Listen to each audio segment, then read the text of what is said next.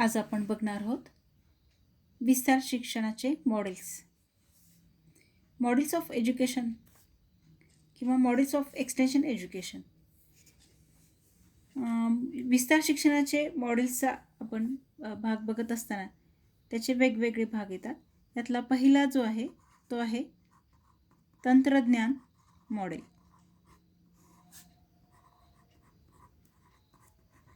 यालाच technology model असं म्हणतात.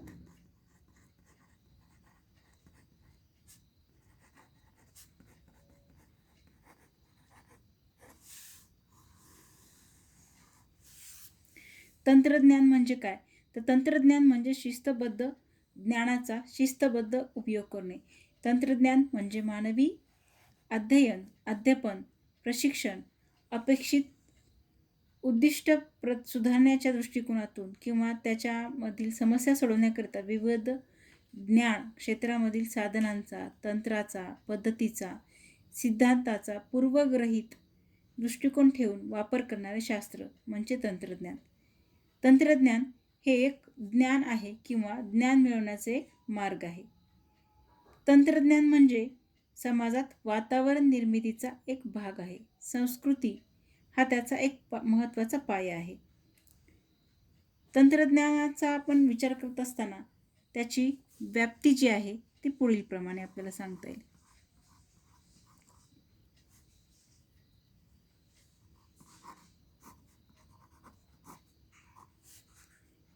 तंत्रज्ञानाचा वापर आपल्याला शेती तंत्रज्ञानामध्ये होतो.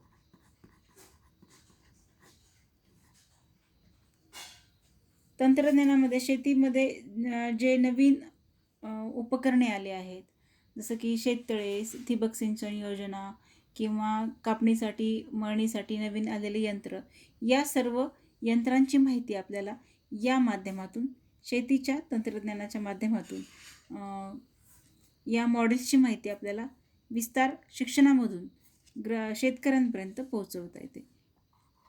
दुसरं आहे त्याच्यामध्ये नवीन दळणवळण.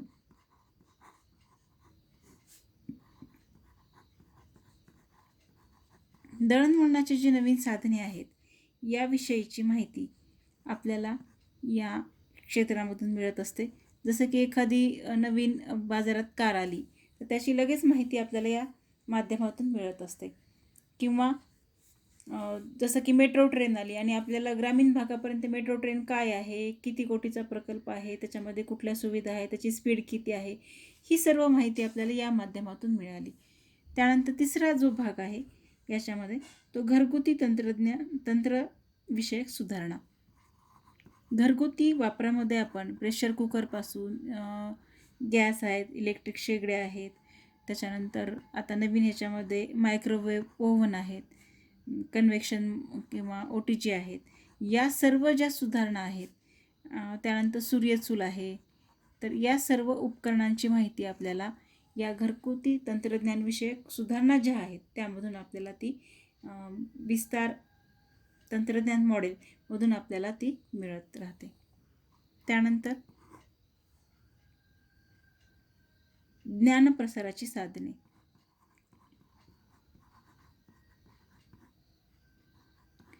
पूर्वीच्या काळी फक्त मौखिक ज्ञानामधून आपल्याला ज्ञान साधना मिळत होती.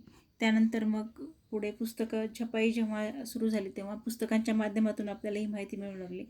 आणि आज तर आपण बघत आहोत की इतकी प्रगती झाली आहे इंटरनेटच्या माध्यमातून की आपल्याला जगातल्या कानाकोपऱ्यामधलं ज्ञान आपल्यापर्यंत पोहोचविण्याचा आज आपल्याला त्याचा फायदा झालेला आहे.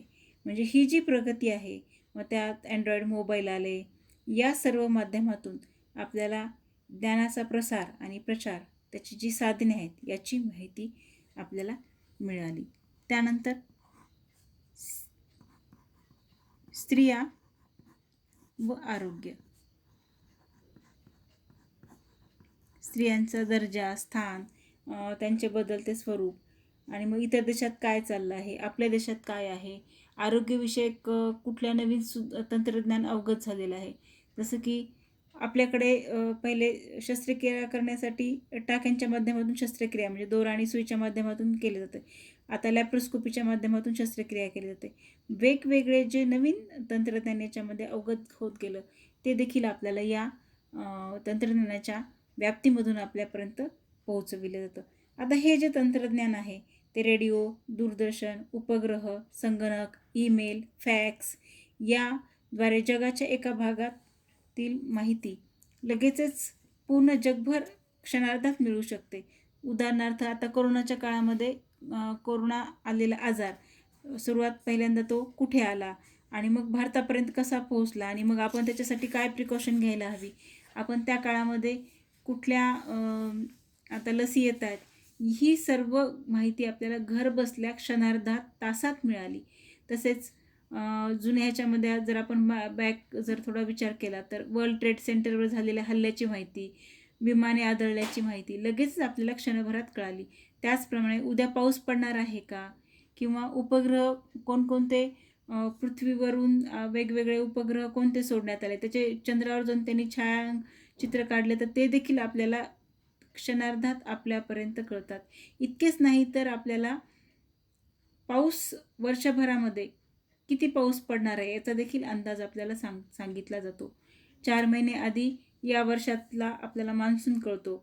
मंगळावर गेलेले यान नुकतेच त्याच्या भोवती फिरणारे मानव रहित चंद्रयान, फॅक्स, ईमेल, पत्राद्वारे आपल्याला या सर्व छायाचित्र जे आहेत ते देखील पाठवतात. आणि ही सर्व आपल्याला तंत्रज्ञानामुळे आपल्याला हे सर्व प्रगत झालेलं आहे असं समजतं. याच तंत्रज्ञानाचा उपयोग करून आपण विस्तार शिक्षणही देऊ शकतो. रेडिओ, दूरदर्शन, कॅसेट प्लेअर, CD प्लेअर याद्वारे मनोरंजन उपयुक्त माहिती आता मोबाईल पण आला त्याच्यामध्ये आपण लोकांना देऊ शकतो. उदाहरणार्थ कोरोनाविषयीची माहिती असेल तर आपण त्याच्याविषयीच्या बघेच आपण व्हिडिओ फिल्म बघितल्या, छोटे कार्टूनच्या स्वरूपातले त्याचे छोटे छोटे नाटकं वगैरे जे आहेत किंवा व्हिडिओ जे आहेत त्याच्यासंबंधीचे ते व्हिडिओज आपल्याला सर्व त्यासंबंधीचे CDमधून दाखवू शकतो किंवा प्रोजेक्टरचा उपयोग करून मोठ्या पडद्यावर देखील एकाच वेळी हजारो लोकांना आपण याची माहिती देऊ शकतो. त्यामुळे नवीन तंत्रज्ञान वापरणे जे आहे ते सोयीचे ठरते आहे. जसं की दूरदर्शन शेतकऱ्यासाठी दूरदर्शनवर होणारे कार्यक्रम जे आहेत ते रेकॉर्ड करून आपण मोठ्या पडद्यावर दाखवता येतात. आता तर दूरदर्शनपेक्षा आपल्याला आपल्या हातात, खिशात आणि कुठेही केव्हाही आपण ही माहिती घेऊ शकतो. ती म्हणजे अँड्रॉईड मोबाईलमुळे. म्हणजे तुम्ही प्रवासात जरी असाल तरी त्या ठिकाणी देखील तुम्हाला एखादी मोठी घडामोड झालेली तंत्रज्ञानामुळे एखादी बातमी ताबडतोब आपल्याला ती समजते. आणि मग या माध्यमातून आपल्याला जास्तीत जास्त तंत्रज्ञान वापरल्याने लोकांना ते समजणे देखील सोपे झाले आहे. आणि तसंच इतरांना देखील त्यामुळे प्रेरणा मिळते. आपल्यापैकी कोणीतरी हे करू शकतं तर आपण का नाही, अशी देखील भावना प्रत्येकाच्या मनात निर्माण होते. आणि म्हणून मग नवीन तंत्रज्ञानाचा अवलंब करण्याची प्रबळ इच्छा जागृत होते. आता हे तंत्रज्ञान जे आहे ते विकसित कसं झालं किंवा याचा उपयोग कसा होतो ते थोडक्यात आपण समजून घेऊया. पहिल्यांदा हे तंत्रज्ञान जे आहे ते प्रयोगशाळांच्या माध्यमातून याचा विकसित होतं किंवा विकसित केलं तर रिसर्च सेंटरमध्ये. आणि मग हे रिसर्च सेंटरमधून वेगवेगळे त्याच्यावर प्रयोग केले जातात. प्रयोग करून मग ह्याचं चाचण्या केल्या जातात आणि त्याचं कार्यक्षेत्र ठरवलं जातं. हे करत असताना, या चाचण्या करत असताना त्याच्या बातम्या आपल्यापर्यंत येतात की ते यशस्वी झालं आहे. आणि मग यशस्वी झाल्यानंतर जर सुधारणा वगैरे असतील किंवा अयशस्वी झालं तर त्याच्यामध्ये काय सुधारणा व्हायला हव्यात हे देखील पुढे सुचवण्यात येतं. सुधारण्याचा सल्ला दिला जातो. आणि परत मग काय होतं, परत प्रयोगशाळेत त्याच्यावर प्रयोग केले जातात. आणि हे प्रयोगशाळेत परत काय केले जातं, त्याच्यामध्ये सुधारणा केली जाते. आणि मग हे सगळं सुधारणा झाल्यानंतर ते एका विशिष्ट टप्प्यामध्ये सुधारित आवृत्ती आल्यानंतर मग ते मोठ्या प्रमाणात कारखान्यामध्ये त्याची निर्मिती होते. कारखान्यामध्ये त्याची निर्मिती होऊन पुढे कुठे येतं ते तर विस्तार कार्य करतात. लोकांपर्यंत या सर्व तंत्रज्ञानाचा विकसित जो भाग आहे तो विस्तार कार्यकर्त्यामार्फत लोकांपर्यंत पोहोचवण्यासाठी येतो. पुढे विस्तार कार्यकर्ता काय करतो तर तो स्थानिक जो नेता आहे त्याच्यापर्यंत पोहोचवतो आणि स्थानिक नेत्यापासून ती माहिती कुठं पोहोचते तर स्थानिक लोकांपर्यंत पोहोचते, म्हणजेच एकेका व्यक्तीपर्यंत पोहोचते. आणि ही जी माहिती आहे या माध्यमातून परत आपल्याला आपल्या इथे आवश्यकतेनुसार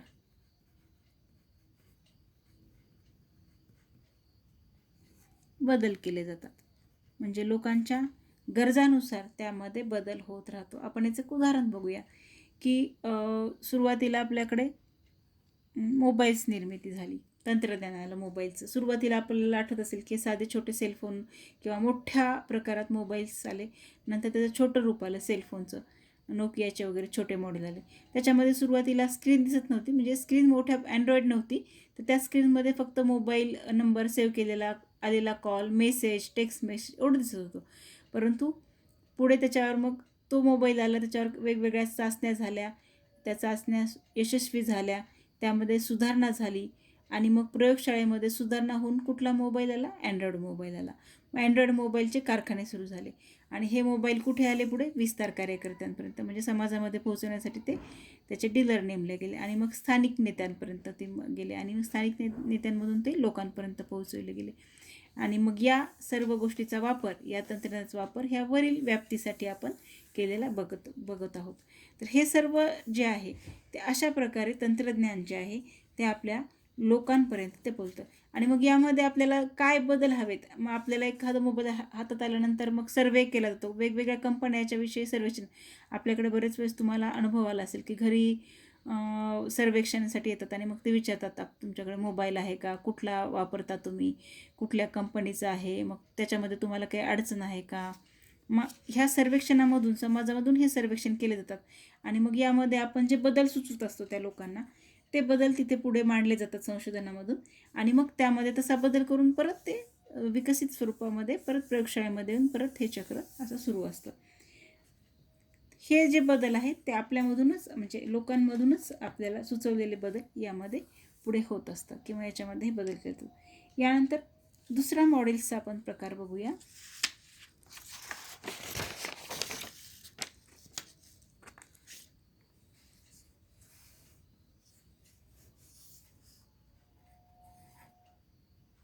नवीन शोध हस्तांतरण मॉडेल.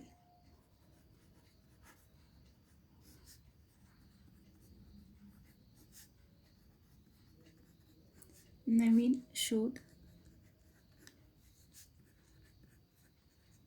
हस्तांतरण मॉडेल, ज्याला इनोव्हेशन ट्रान्सफर मॉडेल असं म्हटलेलं आहे.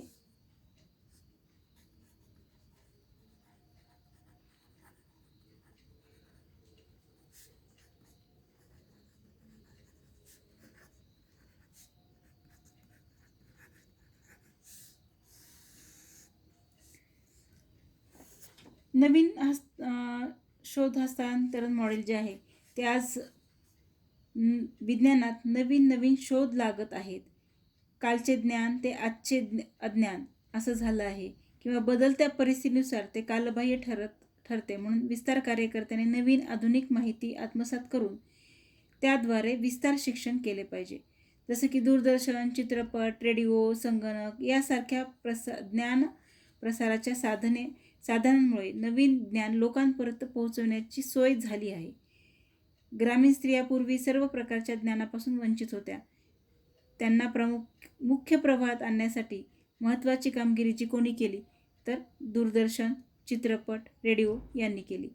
शेतीसंबंधी नवीन शोधांची माहिती शेतकऱ्यांना या पद्धतीने देता येते. रोज लागणाऱ्या नवीन शोधांची माहिती विस्तार कार्यकर्त्यांनी आत्मसात करून नंतर ती इतर लोकांना परावर्तित करावी लागते. उदाहरणार्थ अमेरिकेत एखादा शोध लागला असेल तर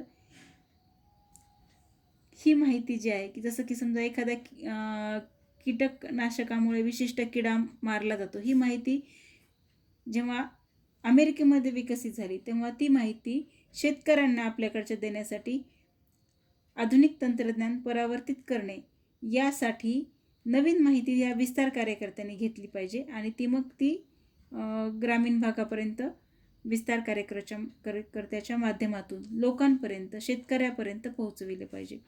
नवीन माहिती जाणून घेण्यासाठी विस्तार कार्यकर्त्यांनी विविध संशोधन संस्था ज्या आहेत, रिसर्च इन्स्टिट्यूट जे आहेत किंवा शेतीविषयक संशोधने ॲग्रिकल्चर रिसर्चर्स आहेत, या बाबतीत माहिती मिळवून ती संबंधित लोकांपर्यंत पोहोचविली पाहिजे.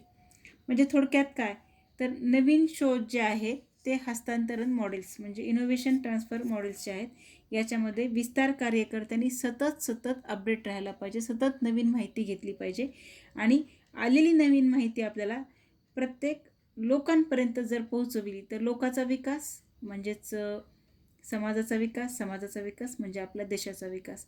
म्हणून एक्सटेन्शन एज्युकेशनद्वारे जर आपल्या लोकांचा विकास करायचा असेल तर नवीन शोध हस्तांतरण केले पाहिजेत आणि यासाठी नवीन शोध हस्तांतरण मॉडेल हा एक याच्यामधला मॉडेल्सचा प्रकार आहे. आता थोडक्यात आपण परत हे कसं पोहोचवलं जातं थोडक्यात बघूया. त्याच्यामध्ये पहिलं जे आहे ते प्रमुख प्रयोगशाळा. आता ही प्रमुख प्रयोगशाळा जी आहे ती कुठल्या लेवलची असते? जागतिक लेवलची. जगातील वेगवेगळ्या प्रयोगशाळांमध्ये वेगवेगळे प्रयोग करून इथे नवीन शोध लावले जातात. मग हे लावलेले शोध काय होतात तर विविध देशांमध्ये प्रयोगशाळेमध्ये ते येतात.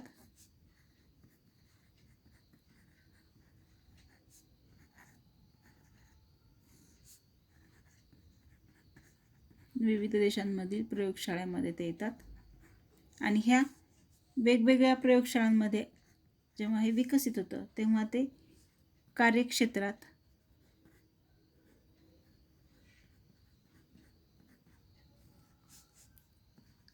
सत्यता व गरज शोधली जाते.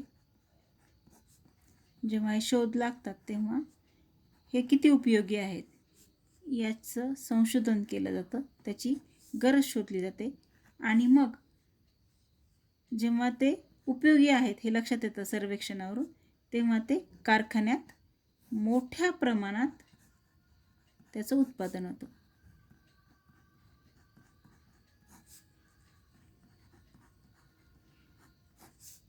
हे मोठ्या प्रमाणात उत्पादन झालेलं जे आहे ते पुढे कुठे येतं?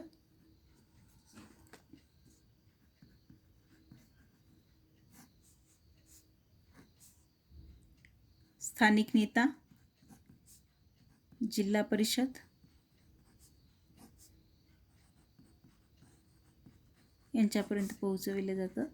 तिथून ते कुठे येतं मग? विस्तार कार्यकर्ता.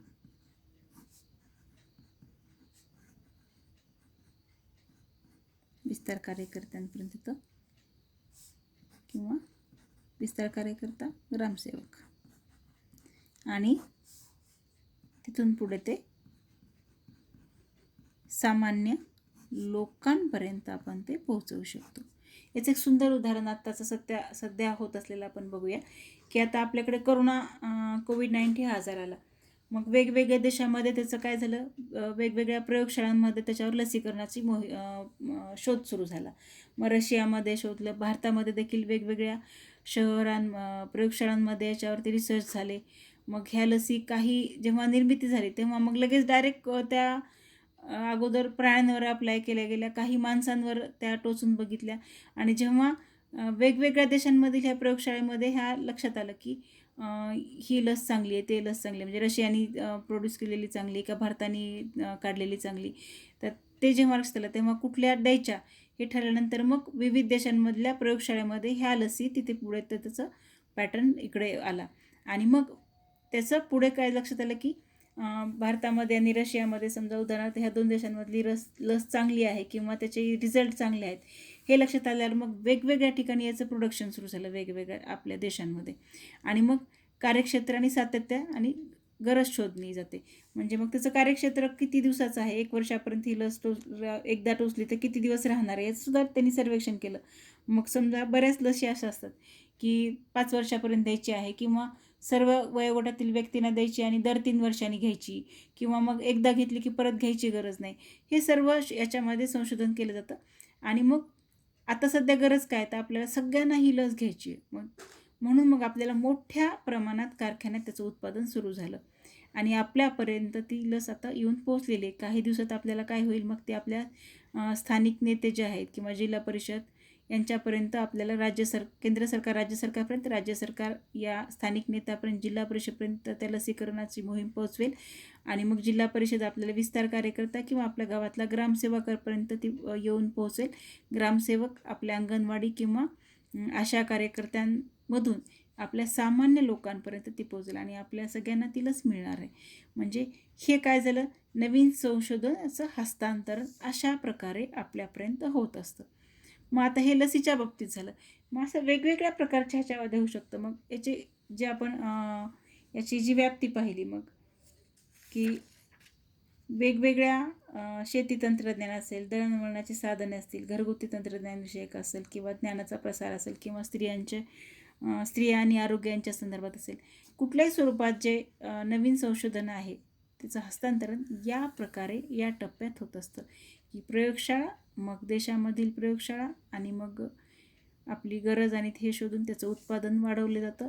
स्थानिक नेत्यांपर्यंत, जिल्हा परिषदपर्यंत पोहोचलं तर विस्तार कार्यकर्ता आणि ग्रामसेवक आणि मग सामान्य लोक. या पद्धतीनेच ते आपल्यापर्यंत येत असतं. आपण पुढच्या भागात पाहणार आहोत तिसरा प्रकार याचा, सामाजिक शिक्षण मॉडेल, सोशल एज्युकेशन मॉडेल. आता आपण इथे थांबूया. धन्यवाद.